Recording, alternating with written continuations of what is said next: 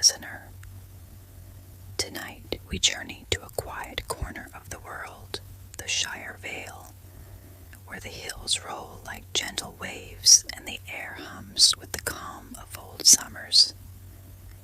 Here lives Thomas, an old man whose days unfold like pages in a beloved book. He wakes with the sun, walks by the brook, sips his meadow tea, and listens to the slow heartbeat of the earth. Nothing rushes here. Time moves softly, and every breath feels like a blessing. As the sky blushes gold and lavender, crickets begin their evening song, and a warm light glows in the window of a small stone cottage. Step inside with me. You'll find the scent of mint and honey, the crackle of a fire, and the gentle company of quiet thoughts. This is not a tale of adventure or sorrow, but of stillness, of what it means to live simply, to notice, and to be. So settle in, breathe deeply, and let the calm of the Shire Vale carry you into rest. The evening sun slips slowly behind the rolling hills of the Shire Vale, painting the sky in soft strokes of lavender and honeyed gold. Long shadows stretched across the meadow like drowsy cats curling up after a day's play, and the air carried the gentle warmth of a well-lived day settling into rest. A quiet breeze, barely more than a sigh, stirred the tall grasses along the hedgerows, causing them to ripple in waves like silk sheets gently tugged by invisible hands.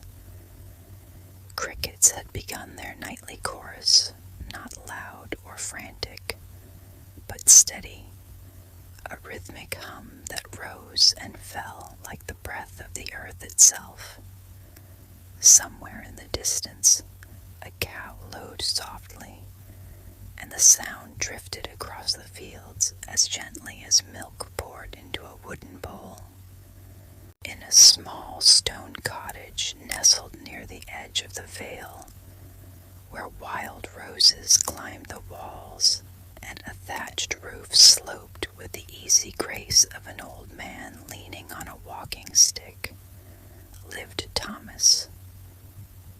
He had lived there for nearly 50 years, since he was a boy with bare feet and a shock of messy brown hair. Now his hair was silver, his hands weathered from decades of labor, and his eyes, though still bright, carried the depth of memories gathered like seashells along a quiet shore. The cottage had grown with him, walls thickened, floors smoothed by time and boot leather, shelves bowed under the weight of books, tools, and jars of homemade preserves. A small garden circled the front, bordered by mossy stones, hand-placed one by one over many seasons. It was a simple life, but one rich with peace. Thomas had long since left the days of heavy labor behind. No longer did he rise before dawn to mend fences or tend the sheep on the upper slopes. Now his days unfolded slowly, like pages turning in a favorite book. He rose with the sun, not out of duty, but because the light through his small, wavy window felt like an invitation. He'd light the stove with kindling saved from pruned apple limbs, set a copper kettle to whistle, and brew a pot of meadow tea, chamomile, mint, and a sprig of lemon balm, picked fresh that morning. As the steam curled upward in lazy spirals, he would sit at his table, hands wrapped around the warm mug, and simply breathe. The world outside moved at its own pace, unhurried and unbothered, and Thomas moved with it. After tea, he liked to walk, not too far, just down the lane that wound past old Oakham Farm, past the dried-up well with its ivy-covered stones, and to the edge of the woods where the trees stood like quiet sentinels. He didn't go deep into the forest.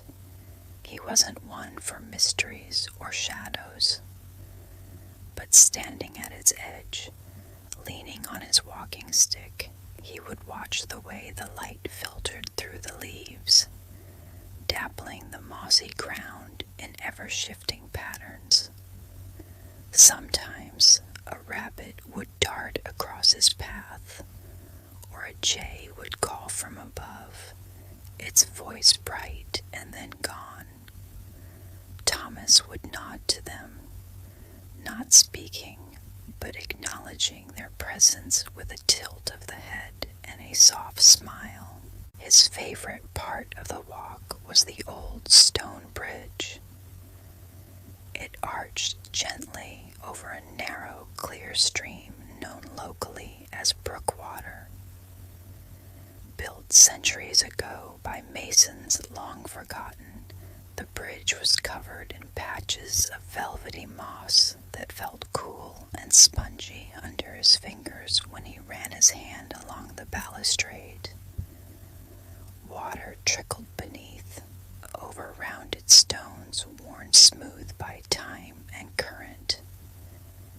He often sat there for a time, letting the sound of the water fill his ears, the soft gurgle, the occasional plink of a droplet falling from an overhanging leaf, the whisper of water sliding over pebbles.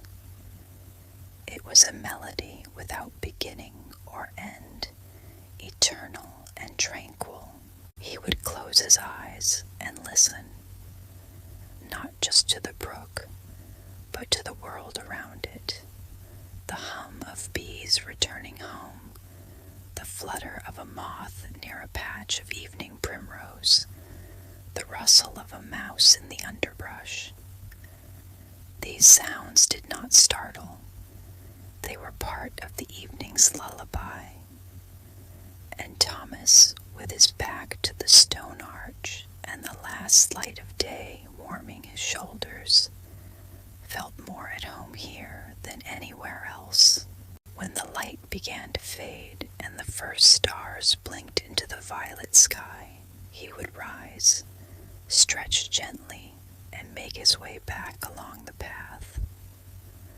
The walk home was always peaceful. Fireflies began to dance in the meadow, their tiny glimmers floating like embers from a long, cool hearth. The air grew cooler, but not cold, just enough to make the thought of a woolen shawl and a cup of warm milk appealing. Crickets sang now in full harmony, a chorus measured and tender. Back at the cottage, he lit a beeswax candle, never a lamp or anything too bright. The flame danced softly, casting warm, buttery light across the wooden beams overhead. Shadows moved slowly on the walls, like old friends greeting one another in a quiet room. He heated a small pot of milk on the stove, added a spoon of honey from his neighbor's bees, and stirred it slowly as it warmed. The honey swirled in golden ribbons, dissolving with a lazy grace. While it heated, he opened the small cupboard by the hearth and took out a well-worn book, The Chronicles of the Vale, a history written by a long-dead schoolmaster named Elias Penderwick. It wasn't a grand tome of wars or kings. Instead, it spoke of seed planting dates, weather patterns, village feasts, and the quiet rhythms of ordinary life. Thomas had read it many times, but each reading felt like a new visit to an old friend. He poured the warm milk into a ceramic mug, settled into his favorite chair, the one with the patchwork cushion his mother had sewn, and opened the book. The pages cracked softly as he turned them, a sound as familiar and comforting as his own heartbeat. He began to read aloud, not loudly, but in a voice that matched the hush of the evening, a voice that flowed like the brook beneath the stone bridge. Chapter 2. The Year of Gentle Rains. In the spring of 1723, the Vale saw a season of soft showers, no storms, no floods, only a steady, kind rain that fell in the early mornings and again just before dusk. The farmers spoke of it with reverence, for the earth drank deeply and gave back in kind. Wheat grew tall, and the apple blossoms were so thick that the air smelled of sugar for weeks. Old Man Hemlock, who kept the weather journal by the mill, noted each day with care. April 12th. Light mist, birds singing from dawn, dew on every leaf. A good beginning. Thomas paused, letting the words settle. He took a slow sip of milk. It warmed him from within, spreading through his chest like a slow sunrise.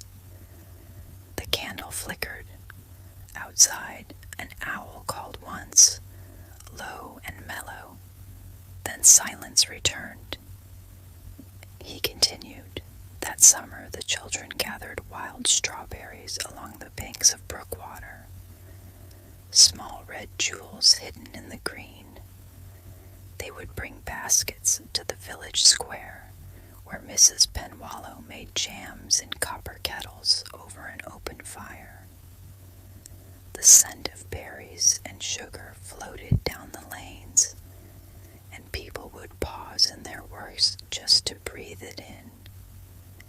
Even the blacksmith, known for his gruff manner and blistered hands, would stop hammering to smile at the smell. Another pause. A log in the fireplace shifted, sending up a shower of quiet sparks that danced like fireflies before vanishing. Thomas lowered the book to his lap and stared into the flames. They didn't roar. They murmured, crackling gently, as if telling secrets to the stones that held them. He remembered those strawberry days, though he had not been a child in 1723, of course. But his grandmother had, and she had told him stories of Mrs. Penwallow's jam, how she would give a spoonful to every child who helped pick, served on a piece of fresh-baked bread. Thinking of her, he reached to the small shelf beside his chair and took down a wooden box, smooth from years of touch. Inside were folded letters, dried flowers, a few buttons, and a small hand-carved spoon, painted with tiny blue forget-me-nots. He ran his thumb over the spoon's handle, feeling the grooves made by a careful knife. She had given it to him when he turned 10. For sweetness, she had said, and for remembering. He placed it back gently, closed the box, and returned to the book. Autumn came softly that year. The leaves turned not with a blaze, but with a slow deepening, yellow, then gold, then amber, as if the trees were reluctant to let go. The harvest was gathered early, not from urgency, but because the grain stood ready, leaning in the breeze like it was bowing farewell. villagers held the harvest feast on the third Saturday of October. Tables were set in the square under strings of paper lanterns. There was roasted squash, spiced cider, and pies made from the first apples. The fiddler played slow tunes, and even the dogs curled up under the tables, full and drowsy. Thomas smiled. He could almost smell the cider, warm and cinnamon-scented, could almost hear the fiddle's gentle reel, the laughter that came not in bursts, but in ripples, like stones dropped into a still pond. He turned the page, the sound soft and slow. Night fell early, and with it a calm. No wind, no clouds, just stars, so many stars that the old folks said you could read by their light. Children were carried home in their parents' arms, wrapped in shawls, already half dreaming. The lanterns were left to glow until morning, flickering like watchful fireflies, and the earth, it seemed, exhaled. He stopped, closed the book, set it aside, took another sip of milk, now cool enough to drink easily. The warmth of the fire, the quiet of the room, the soft glow of the candle, it all wrapped around him like a favorite blanket. He stood slowly, placed the empty mug in the sink, and unlatched the front door just enough to let in the night air. The scent of damp earth and blooming night-scented stock floated in. He stepped outside, barefoot on the cool stone step, and looked up. The stars were indeed many, scattered like salt across a dark tablecloth.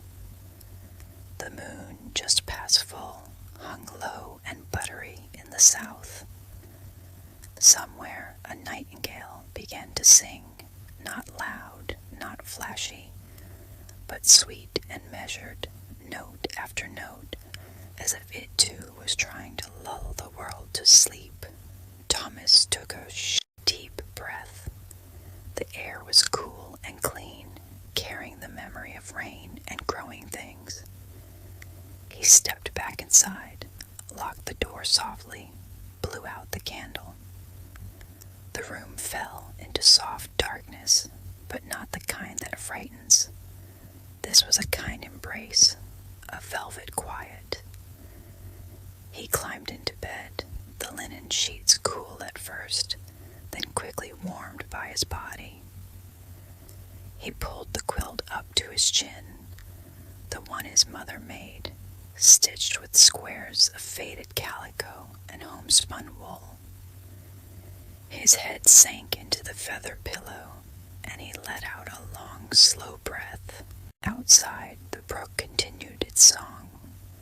The crickets played on. The stars watched, and Thomas, his heart as calm as the still water in the pond at dawn, closed his eyes. The day had been good, the memories kind, the world peaceful, and as sleep wrapped around him like a gentle tide, he carried with him the quiet joy of a life lived slowly, deeply, and with love. In the morning, sunlight crept through the curtains like a careful visitor. It touched the stone floor, warmed the spines of the books on the shelf, lit the dust motes dancing in the air. Thomas awoke not with a start, but with a slow return, like a boat drifting back to shore after a restful night at anchor. He lay still for a time, listening. The birds were busy, sparrows chattering in the eaves, a wood dove cooing from the old apple tree. A robin sang from the garden fence, its song short and sweet. repeated like a mantra of morning joy. He stretched gently, arms above his head, back arching like a contented cat. The sheets whispered as he moved. He sat up, placed his feet on the floor, solid, cool wood, and took another slow breath. The air smelled of dew and wild thyme growing between the stones outside. He stood and pulled on his slippers, worn soft from years of use, and shuffled to the window. The latch clicked open with a gentle snick, and he pushed the pane outward. The garden greeted him. Roses hung heavy with blooms, pink and cream, their perfume rising in the still morning air. Bees were already at work, buzzing softly as they moved from flower to flower. A ladybug crawled along the windowsill, its red shell gleaming like a tiny jewel. Thomas watched it for a moment, then let it go on its way. He lit the stove again, filled the kettle, and set it to heat.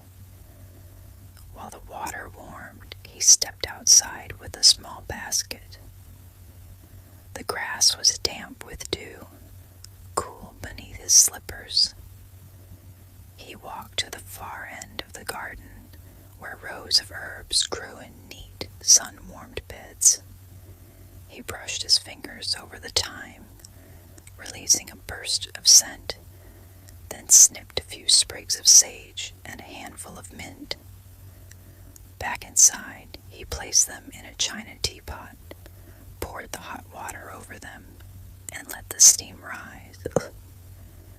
Breakfast was simple: a slice of yesterday's bread, toasted slowly over the fire, spread with thick honey butter. He ate at the table, looking out the window. A wren had built a nest in the eaves, and he watched as the parents took turns bringing insects to their hidden young. Their movements were quick but purposeful, never frantic. A blue tit landed on the bird feeder, filled with seeds and a few crumbs, and pecked gently before flitting away. After breakfast, he washed the dishes slowly, the water warm, the soap mild. He dried each plate and cup with a soft cloth, placing them carefully back in the cupboard. Routine for Thomas was not boredom. It was rhythm. It was music. Each act, each movement held meaning because it was done with attention and care. Then it was time for the garden. He fetched his gloves, leather, softened with oil, and his small trowel. The earth was cool and rich beneath his fingers as he weeded between the rows. The dandelions had returned, as they did every spring, but he didn't mind them. He pulled only what needed pulling, leaving a few here and there for the bees. He pruned the rose bushes lightly, snipping away dead wood, shaping them with gentle hands.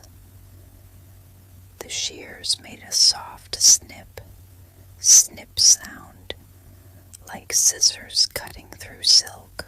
He watered the seedlings, tomatoes and marigolds, with a dented copper watering can.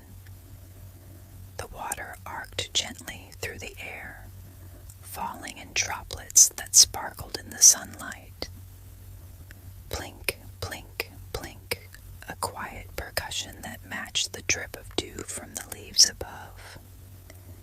He moved slowly, taking care not to disturb the earthworms wriggling just beneath the surface. "You do the real work," he murmured to them. "I just help." By midday, the sun had climbed high, but the air remained mild.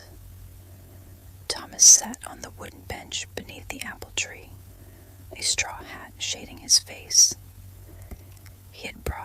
small notebook and a pencil, worn down to a nub. Every week, without fail, he wrote a letter, never sent, never addressed, but filled with thoughts, observations, bits of poetry, sketches of birds, and small prayers for peace.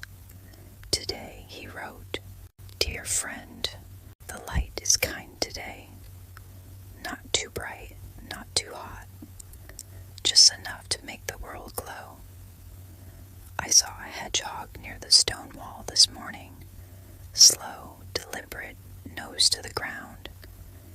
I let it pass without comment. We all have our paths. The mint is flowering. I picked a few leaves for tea and left the rest for the bees.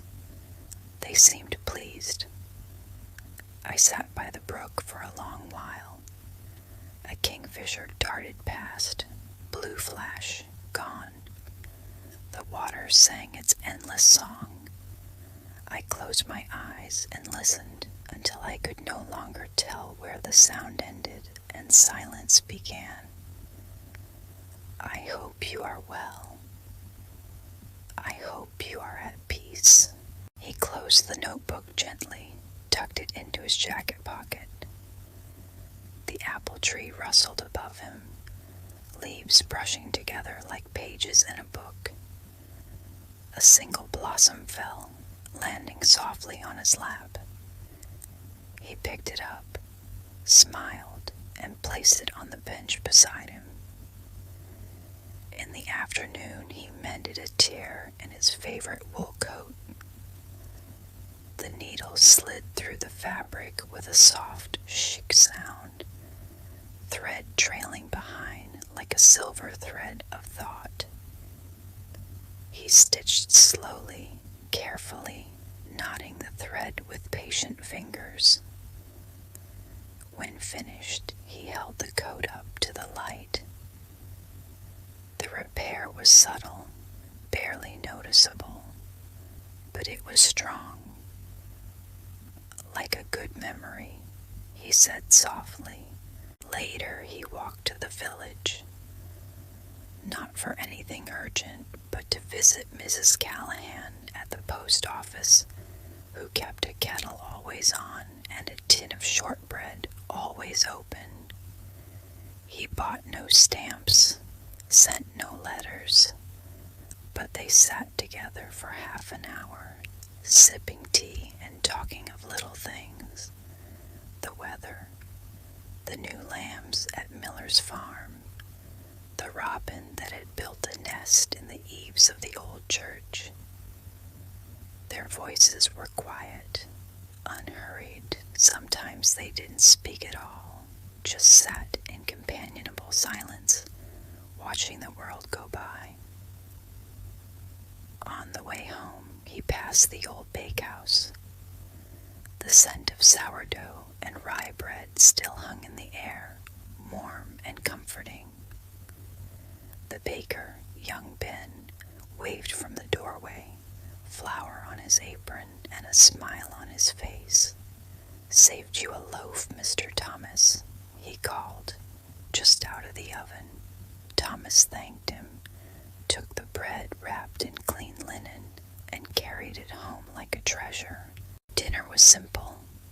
A slice of bread, buttered and topped with sliced tomato from the garden, a boiled egg, and a cup of barley broth. He ate by the open window, the evening breeze fluttering the curtain. A bat flitted past, silent and graceful, hunting moths in the twilight. The sky turned from blue to peach, then to deep violet. After dinner, he lit the candle again. This time he didn't read. Instead, he sat by the fire and whittled a small piece of apple wood. The knife was sharp but gentle in his hand. Shavings curled away like ribbons of cream, falling to the floor. He wasn't making anything in particular, just shaping the wood, letting it become what it wanted to be. A bird, a spoon,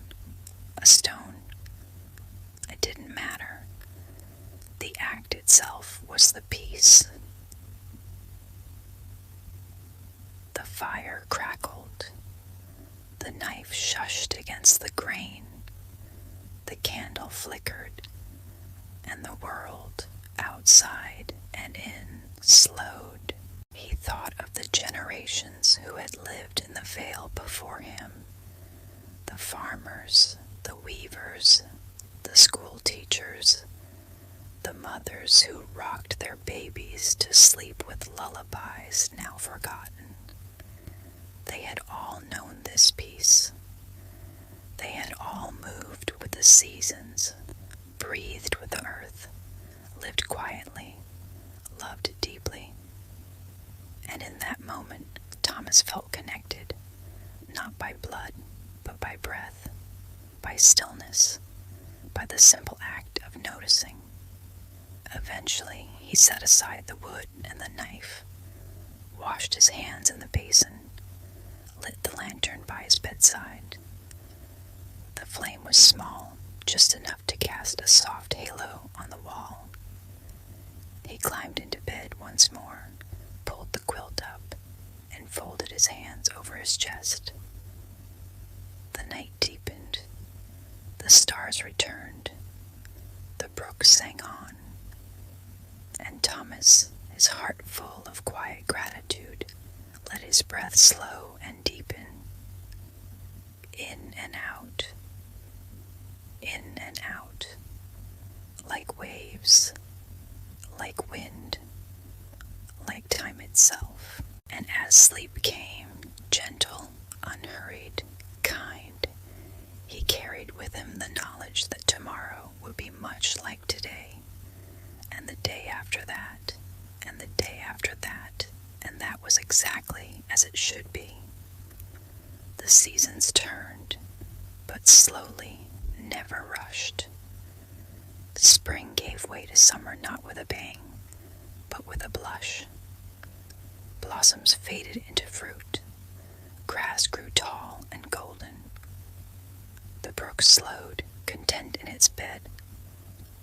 Thomas watched it all with quiet joy.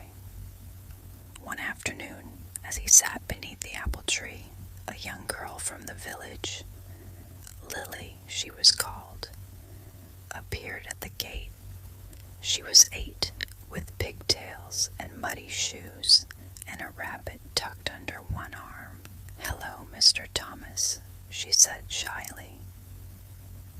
"Hello, Lily," he replied, "and hello to your friend." She smiled. "His name is Thistle. He's scared of thunder." "I see," Thomas said, nodding gravely. "A wise rabbit." She hesitated. "Can I sit with you?" "Just for a bit." "Of course," he said. "The bench is always warm, and the shade is kind." She sat, careful not to let Thistle escape. For a long time they said nothing, just listened. The bees, the breeze, the distant ring of a cowbell. Then Lily said, "Do you ever get lonely?" Thomas considered. "Sometimes," he said, "but silence isn't the same as loneliness, and the world is always talking if you listen." She nodded as if she understood. "Will you tell me a story?" she asked. He smiled. "I can, but only a quiet one." And so, in the golden afternoon, with the sun filtering through the leaves and the rabbit dozing in her lap, Thomas told her a story of a boy who learned to listen to trees, of a river that remembered every person who ever drank from it, of a candle that burned for 100 years because someone loved it enough to keep it lit. When he finished, Lily yawned. "That was nice," she whispered, and soon she was asleep, head tipped to the side, breath soft and even. Thomas covered her with his woolen shawl, gently stroked Thistle's ears, and sat back to watch the light fade. The world, he thought, was full of small, perfect moments, and this was one of them. He closed his eyes, and the veil slept on, and now the candle burns low, its light soft against the cottage wall. The brook outside still whispers, the stars shimmer above the valley, and Thomas has drifted into sleep beneath his patchwork quilt. The world, too, exhales, a long, contented sigh. Remember, peace does not always arrive with grand silence. Sometimes it hums in the background, in the rustle of grass, the murmur of a cup being set down, the pause between one heartbeat and the next. As you rest tonight, may you find your own Shire Vale within you, a quiet place untouched by hurry, where every breath feels kind and every moment belongs to you. Close your eyes. The crickets sing on. The stars keep their gentle watch, and all is well. Sleep softly, friend.